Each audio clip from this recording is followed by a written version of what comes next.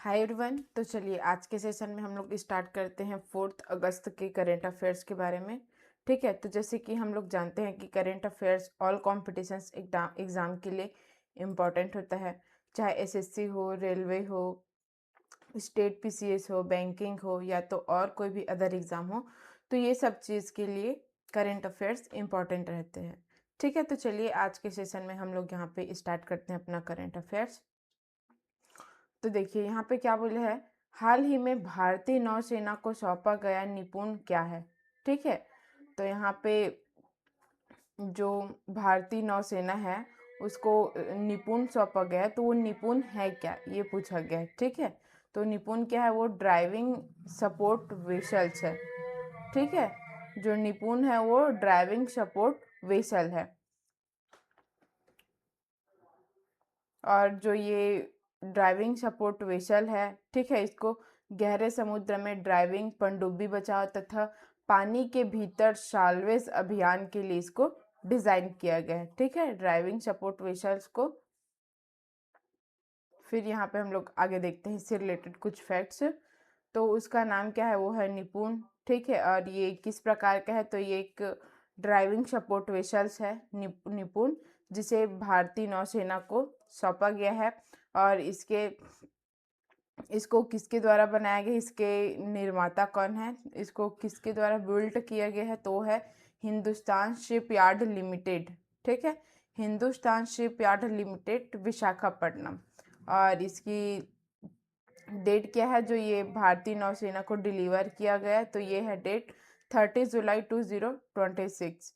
और इसका कंस्ट्रक्शन, ठीक है, इसका स्टैंडर्ड कंस्ट्रक्शन क्या है, तो है इंडियन रजिस्टर ऑफ शिपिंग के वर्गीकरण नियमों के अनुसार निर्मित। और फिर ये इसका कुछ महत्व दिया गया है, भारतीय नौसेना को सौंपा गया दूसरा स्वदेशी ड्राइविंग सपोर्ट वेसल्स है। ठीक है, फिर यहाँ पे इसकी कुछ भूमिका दी गई है। ठीक है, कुछ रोल्स दिया गया है, प्राइमरी रोल्स। ठीक है, तो क्या क्या है ये देखते हैं। गहरे समुद्र में ड्राइविंग अभियान, पानी के भीतर बचाव अभियान, सॉल्वेज अभियान, पनडुब्बी बचाव सहायता। ठीक है, तो इसके कुछ इम्पोर्टेंट रोल्स दिए गए हैं। ठीक है, किसकी, ये निपुण की कुछ इम्पोर्टेंस रोल दिए गए हैं। फिर इसके बाद इसकी कैपेसिटी दिया गया इसमें, तो यह संकटग्रस्त पनडुब्बियों से कर्मियों को बचाने के लिए डीप सबमर्जेंस, ठीक है, डीप सबमर्जेंस समर्थन प्लेटफॉर्म के रूप में ये कार्य करता है। फिर इसके बाद इसकी कुछ स्ट्रेटेजी दिया गया है, तो जो कि भारत की पानी के भीतर युद्ध तथा बचाव जो क्षमता है उसको स्ट्रॉन्ग करता है। और जो मैरीटाइम सेफ्टी और ऑपरेशनल रेडियंस है उसको इंक्रीज करता है। और उसके बाद इंडिजीनियस डिफेंस मैन्युफैक्चरिंग के माध्यम से आत्मनिर्भर भारत जो पहल है उसका समर्थन करता है। ठीक है, तो ये इसके बारे में दिया गया है, जो इसके रोल्स है, कैपेसिटीज है उसके बारे में। फिर इसके बाद हम लोग आगे देखते हैं। हाल ही में भारतीय भूवैज्ञानिक सर्वेक्षण, ठीक है, भारतीय भूवैज्ञानिक सर्वेक्षण geological survey of India GSI की पहली महिला महानिदेशक डायरेक्टर जनरल कौन बनी है। ठीक है, यहाँ पे बोला गया है कि जो जियोलॉजिकल सर्वे ऑफ इंडिया है उसकी फर्स्ट वुमेन डायरेक्टर जनरल कौन बनी है, तो वो है वर्षा अशोक अग्रवाले। ठीक है, यह है वर्षा अशोक अग्रवाले। ठीक है, जिन्होंने भारत की पहली डायरेक्टर जनरल बनी है जियोलॉजिकल सर्वे ऑफ इंडिया की। फिर इसके बाद आगे देखते हैं हम लोग, इसमें इससे रिलेटेड कुछ फैक्ट्स दिया गया है। तो उसका नाम क्या है, जो भारतीय जियोलॉजिकल मतलब इंडियन जियोलॉजिकल सर्वे की जो यहाँ पे, ठीक है, भारतीय भूवैज्ञानिक सर्वेक्षण में किसका नाम यहाँ पे है, तो है वर्षा अशोक अगलावे का। ठीक है, जो कि भारत की फर्स्ट महिला महानिदेशक है। फिर इसके बाद यह मिनिस्ट्री ऑफ माइंस भारत सरकार के इसके अंडर में आता है। और जो ये इसका हेडक्वार्टर है वो कोलकाता में है, पश्चिम बंगाल में। और इसका इस्टेब्लिश्ड कब हुआ था? तो हुआ था 1851 में। इसका यहाँ पे सिग्निफिकेंस दिया गया है, जो कि ये भारतीय भूवैज्ञानिक सर्वेक्षण का नेतृत्व करने वाली पहली महिला है। और इसका प्रीवियस रोल क्या था? ठीक है, तो जो यहाँ पे भारतीय भूवैज्ञानिक सर्वेक्षण के जो महानिदेशक बने, उसके पहले इसका जो पोजीशन था वो क्या था? वो अतिरिक्त महानिदेशक एवं विभागीय जीएसआई पूर्वी क्षेत्र, ठीक है, ये इसका पूर्व पद था। फिर यहाँ पे आगे देखते हैं हम लोग इसके कुछ जीएसआई के कुछ यहाँ पे वर्क्स दिए गए, तो वो क्या क्या है? तो वो है भूवैज्ञानिक मानचित्रण, खनिज एवं महत्वपूर्ण खनिजों की खोज, यहाँ पे फिर भूवैज्ञानिक अनुसंधान, भूस्खलन एवं भू जोखिम अध्ययन, भू पर्यावरण एवं भूजल संबंधी जांच, ठीक है। तो ये सब इसके प्रमुख कार्य है जीएसआई के, जियोलॉजिकल सर्वे ऑफ इंडिया के, ठीक है। फिर उसके बाद जियोलॉजिकल सर्वे ऑफ इंडिया का यहाँ पे इम्पोर्टेंस दिया गया, तो वो क्या है? भारत का प्रमुख भूवैज्ञानिक संगठन, ठीक है, यह भारत का प्रमुख भूवैज्ञानिक संगठन है। फिर विश्व के सबसे पुराना भूवैज्ञानिक सर्वेक्षण संगठनों में से ये एक है, ठीक है। फिर खनिज संसाधनों के आकलन तथा राष्ट्रीय भूवैज्ञानिक मानचित्रण में महत्वपूर्ण भूमिका निभाती है। तो ये सब जीएसआई का इम्पोर्टेंस है। और जो ये है वो जीएसआई का यहाँ पे कुछ वर्क है, मेजर वर्क्स है, तो ये वो है। फिर यहाँ पे आगे दिया गया है हाल ही में सशस्त्र बल चिकित्सा सेवाओं मतलब आर्म्ड फोर्स मेडिकल सर्विसेज के नए महानिदेशक के रूप में किसे नियुक्त किया गया? ठीक है, अब यहाँ पे आर्म्ड फोर्स मेडिकल सर्विसेज के एक नए डायरेक्टर जनरल के रूप में यहाँ पे नियुक्त किया गया है। तो वो कौन कौन है? ठीक है, जिसको डायरेक्टर जनरल के रूप में नियुक्त किया गया है तो वो है संदीप थरेजा, ठीक है। संदीप थरेजा है जिसको आर्म्ड फोर्स मेडिकल सर्विसेज के डायरेक्टर जनरल के रूप में इसको नियुक्त किया गया है। फिर इससे रिलेटेड कुछ फैक्ट्स है उसको देखते हैं। और जो इसका पूरा नाम क्या है? तो ये है एयर मार्शल संदीप थरेजा, ठीक है, एयर मार्शल संदीप थरेजा है। और जिसको कौन सी पोजीशन के लिए यहाँ पे अपॉइंट किया गया है? तो वो है महानिदेशक डायरेक्टर जनरल के लिए, ठीक है। कौन से फील्ड से? तो है आर्म्ड फोर्स मेडिकल सर्विस, इसके लिए इसको डायरेक्टर जनरल के रूप में यहाँ पे अपॉइंट किया गया है। और फिर इसकी इफेक्टिव डेट क्या है? तो है 31 अगस्त 2026, ठीक है। और फिर इसका जो उत्तराधिकारी है वो कौन यहाँ पे उत्तराधिकारी है? सर्जन वाइस एडमिरल आरती सरीन ये बनी है, ठीक है, उत्तराधिकारी।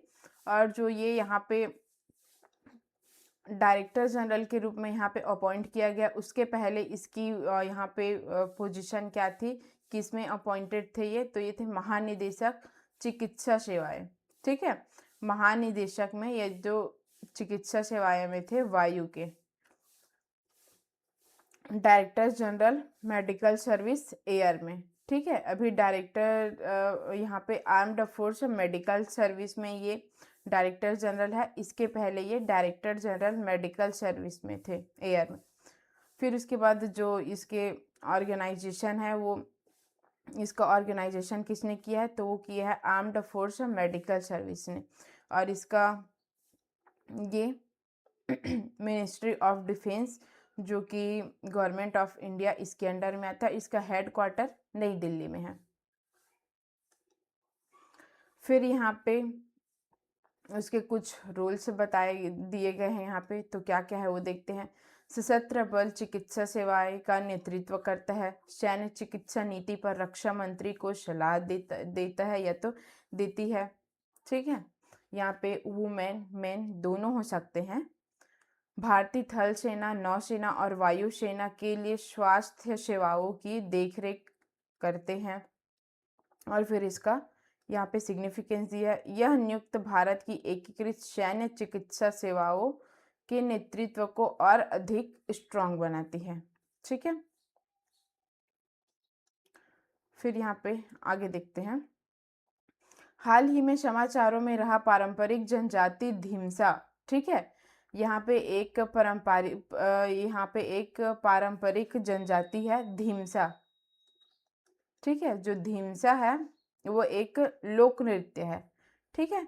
जो ढीमसा है वो एक लोक नृत्य है। तो ये कहाँ, कौन से राज्य से रिलेटेड है, कौन से राज्य से रिलेटेड है ये पूछा गया है, जो ढीमसा है, ठीक है। तो जो ढीमसा है वो एक लोक नृत्य है जो कि आंध्र प्रदेश से रिलेटेड है।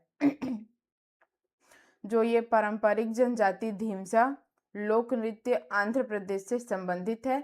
विशेष रूप से ये अराकू घाटी तथा अल्लूरी सीताराम राजू जिले के जनजाति समुदाय में से ये पाया जाता है, ठीक है।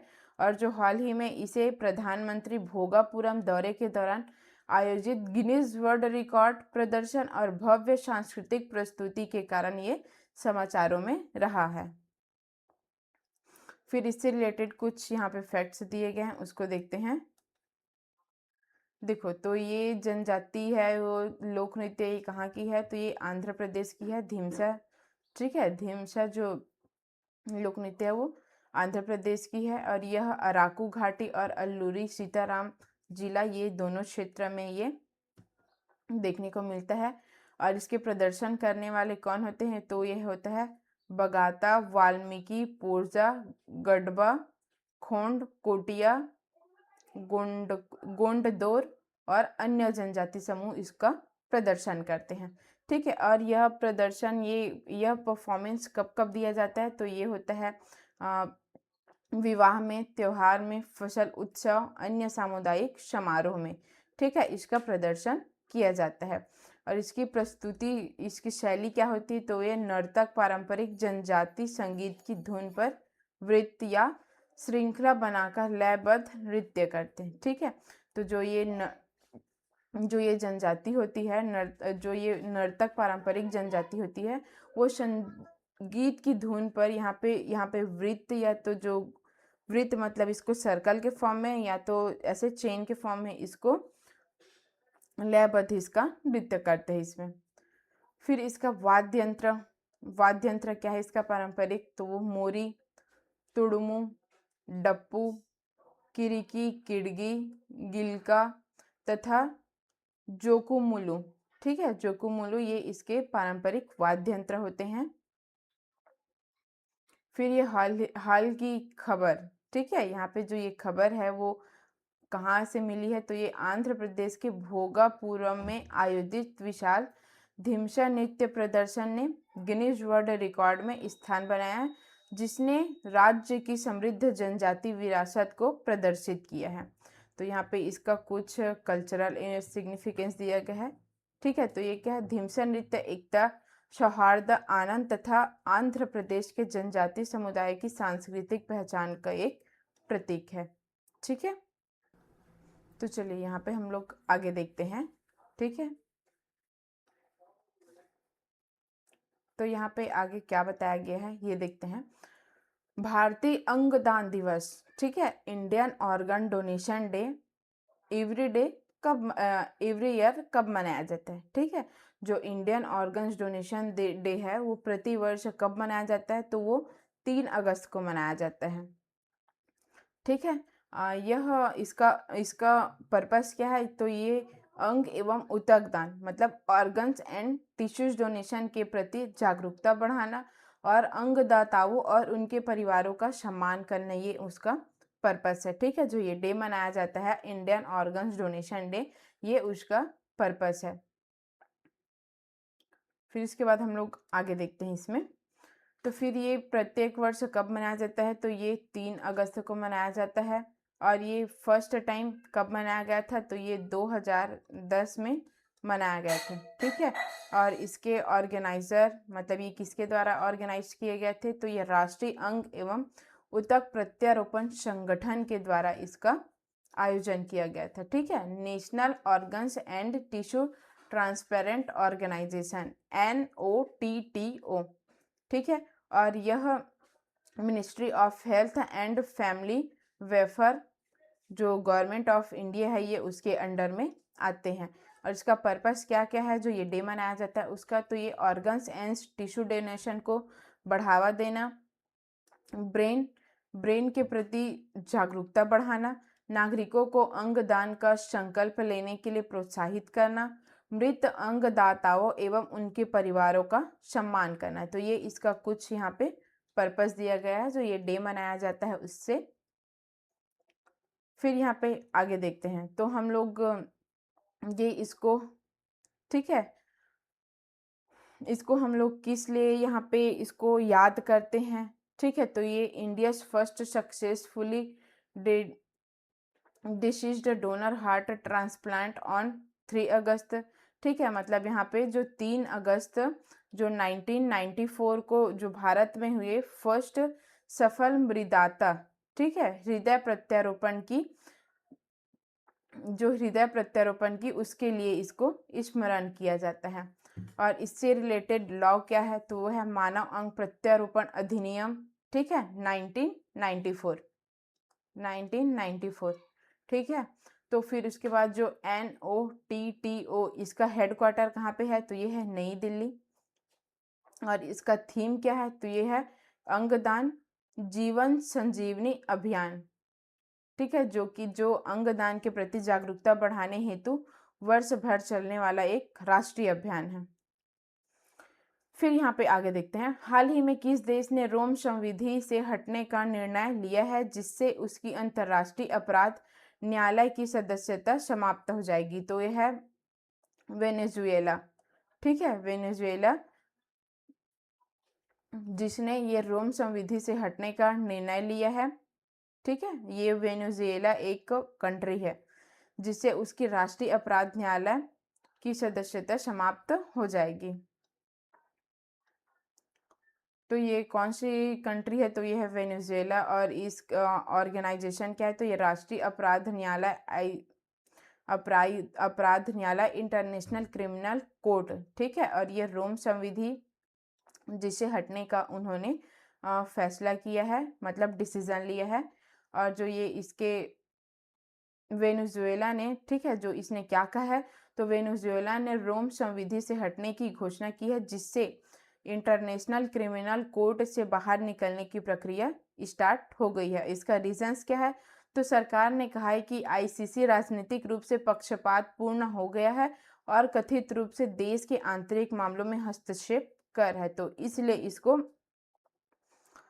ये निर्णय लेना पड़ा है कि ये हटने की इन्होंने घोषणा की है। और फिर इसकी वापसी का नियम क्या है, तो ये रोम संविधि के अनुच्छेद 127, ठीक है, आर्टिकल 127 के according United nation secretary general को औपचारिक अधिसूचना प्राप्त होने के 1 वर्ष बाद यह वापसी प्रभावी हो जाती, ठीक है, मतलब 1 वर्ष बाद यहाँ पे वापसी भी किया जा सकता है। फिर इसका ICC का इसका हेडक्वार्टर कहाँ है, तो ये हेग जो कि नीदरलैंड में है इसकी। और फिर इसका उद्देश्य क्या है, इसका पर्पस, तो ये नरसंहार के अपराधों के लिए व्यक्तियों पर अभियोजन चलाना, मानवता के विरुद्ध अपराध के मामलों की सुनवाई करना। तो इसके यहाँ पे ये कुछ ये पर्पस दिया गया है, ठीक है, तो इसको आप लोग यहाँ पे देख लीजिएगा।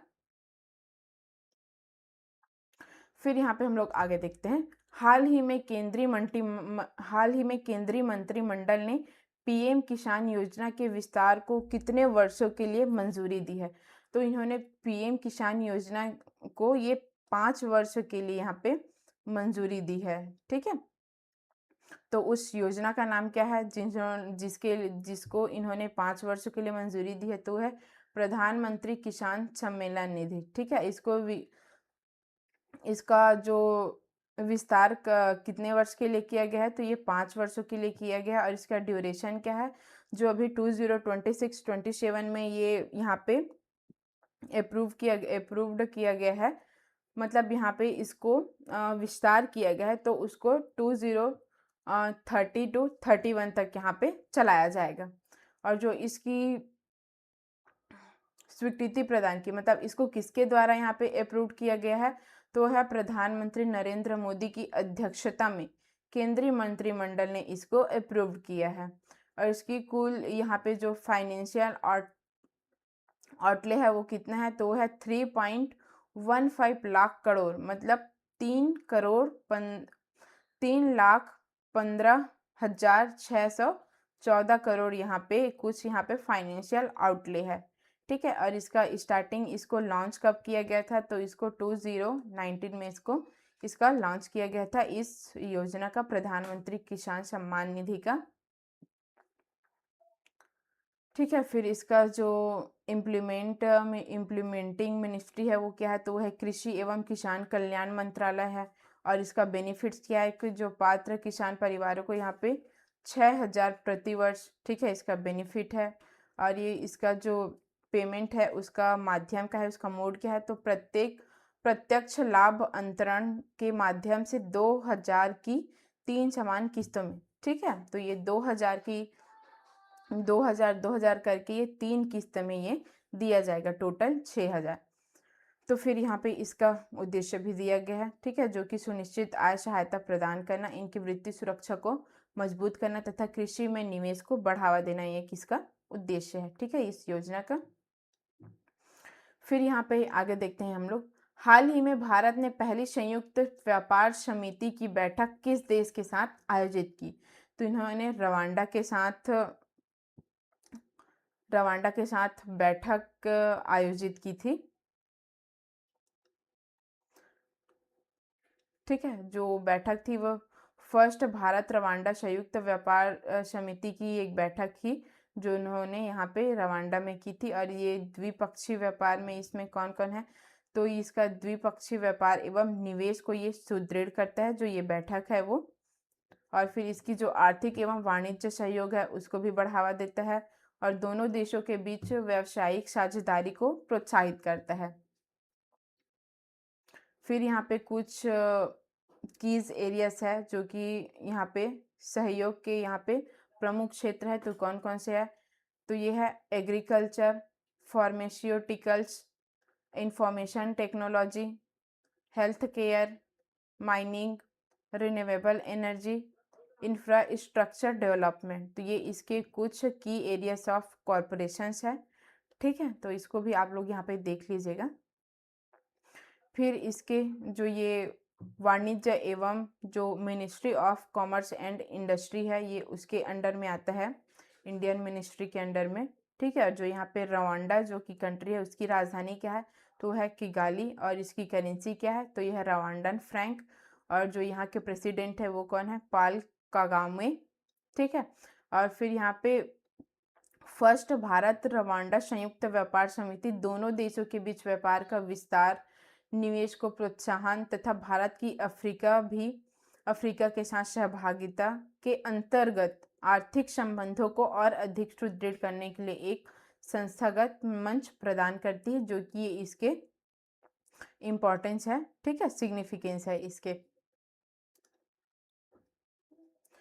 फिर यहाँ पे आगे क्या दिया गया है, भारत का पहला सरकार समर्थित प्रोटेक्शन एवं एंटेमिट्री बीमा उत्पाद किस विभाग ने लॉन्च किया, तो वो किया है the department of financial service, वित्तीय सेवा विभाग ने लॉन्च किया है भारत सरकार समर्थित प्रोटेक्ट एवं इंडस्ट्री बीमा उत्पाद। तो फिर इसके बारे में यहाँ पे क्या क्या किया गया है, तो ये जो लॉन्च करने वाली डिपार्टमेंट कौन सी है, तो वो है डिपार्टमेंट ऑफ फाइनेंशियल सर्विस। ठीक है, और ये मिनिस्ट्री ऑफ फाइनेंशियल जो कि गवर्नमेंट ऑफ इंडिया इसके अंडर में आता है। और जो इसका बीमा उत्पाद है वो क्या है, तो ये सरकार समर्थित प्रोटेक्शन एवं इंट्रीमेंट्री ये बीमा है। ठीक है, बीमा उत्पाद है। और फिर इसका पर्पस क्या है, इस ये वित्तीय सेवा विभाग को इसको लॉन्च करने का, तो ये है भारतीय जहाज़ों एवं जहाज मालिकों को देयता बीमा कवरेज प्रदान करना, विदेशी P&I बीमा प्रदाताओं पर निर्भरता कम करना, भारत के समुद्री बीमा पारिस्थितिकी तंत्र को सुदृढ़ बनाना। तो ये इसका कुछ पर्पस दिया गया है यहाँ पे। फिर इसमें कुछ कवरेज जो कि इसमें इंक्लूडेड है, तो ये यहाँ पे दिया गया है क्या क्या है उसको। ठीक है, और इसका की ऑब्जेक्ट भी यहाँ पे दिया गया है, इसका सिग्निफिकेंस भी, तो आप लोग इसको यहाँ पे देख लीजिएगा। ठीक है, तो आज का सेशन हम लोग इतना ही रखते हैं। अगर आपको इससे रिलेटेड कोई भी इंक्वायरी होगी तो नीचे डिस्क्रिप्शन बॉक्स में व्हाट्सअप नंबर दिया गया है, आप लोग उसमें इंक्वायरी कर सकते हैं। और जो ये इस क्लास का पीडीएफ है वो नीचे टेलीग्राम चैनल का लिंक दिया गया है, तो ये उसमें अपलोड हो जाएगा, तो आप लोग वहाँ से इसका पीडीएफ भी ले सकते हैं। ठीक है, तो थैंक यू सो मच, मिलते हैं नेक्स्ट क्लास में।